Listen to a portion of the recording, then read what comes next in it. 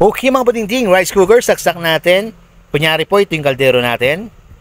Yung switch po natin, ayaw niyang mag-lock. Tapos yung ilaw, paandap-andap. May problema din po sa contact point. Ngayon, buksan natin. Ganito lang po yung gagawin ninyo. Yung switch, galaw-galawin nyo, tapos makikita nyo yung gumagalaw, merong bar na nakadikit sa kanya. Yun po yung ibibend po natin siya pababa.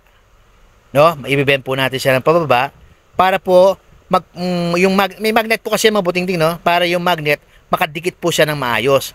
Kung hindi po makadikit ng maayos yan, talagang hindi po talaga maglalak ang kanyang switch. Importante po talaga ang trabaho po ng magnet na yan para po mag-lock ang switch. Ngayon subukan natin, tingnan natin. Ipipress ko sa loob yung bilog, tapos okay na. Naglalak na siya mga butingting. Ngayon yung ilaw na umaandap-andap, di ba?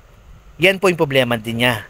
Kailangan po natin itaas ng konti yung contact point para magkaroon siya ng contact. Pag hindi po nagkaroon ng contact yung mga butingting, hindi po makakapagluto. Kailangan ayusin po natin ng mayos. Okay na. Ngayon subukan natin mga butingting.